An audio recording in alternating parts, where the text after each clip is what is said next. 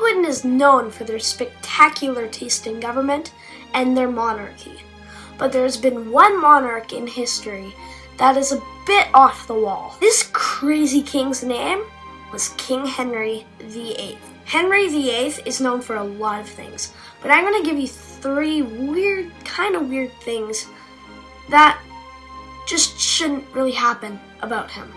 First of all, I've got to say, he had 6 wives.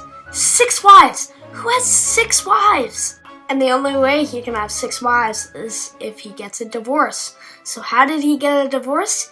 He created a new church. Henry really needed a son for some reason. What reason? Because he needed more power. Of course. As you could see, this is why I believe Henry VIII is definitely the craziest king. But he's also very motivating. I suggest if you want to learn more, you keep on watching this video. My PBO project is on Henry VIII. First off, let's talk about his hunger for a male heir. As I said in the intro, he went through 6 wives, so he definitely had a couple tries at getting a male heir. What I find hilarious about these attempts is that he never actually got a son. But he still went through 3 wives because they didn't produce a male heir. Personally, I really would not want to be his wife. Why did he want a boy so bad? Well, if he had a king that was his son, he would still be a part of the royal family. As if he had a daughter, the daughter would have to change families and he wouldn't be a part of the royal family anymore. So if he didn't get what he wanted, too bad for you.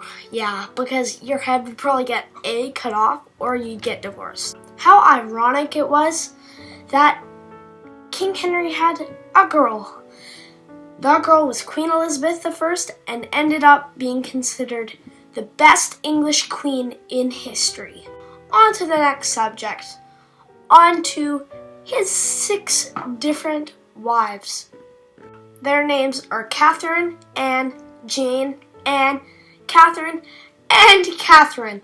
Apparently Catherine and Anne are very popular names. 6 wives is kind of strange, so here's a list of what happened to them. Divorced, beheaded, died. Divorced, beheaded, survived. The reason Catherine was divorced is because she didn't have a son. Anne got beheaded because she didn't have a son.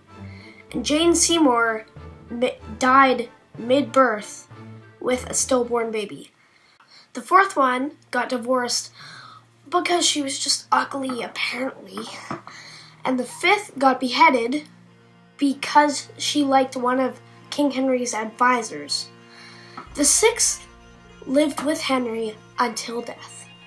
In conclusion, don't date King Henry VIII.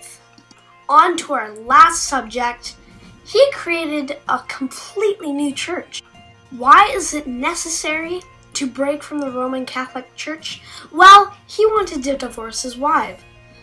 So he completely broke from Rome and everything everybody else believed in and turned England into an Anglican society. There wasn't really anything different except for that you can get a divorceal and that King Henry was in charge. So originally, the Pope shared power with the king and everybody was happy. But King Henry had other ideas. So what came with it? Land and a whole bunch of power. Well, you can be Catholic now after he died, so no biggie, I guess. Except for that the Church of England still exists today and is a big part of the monarchy. Well, that basically sums up my project. So thank you so much for watching and I hope you have a great day. Go look at some other projects, and if you're not actually at this fair, well then, have a great day. Goodbye.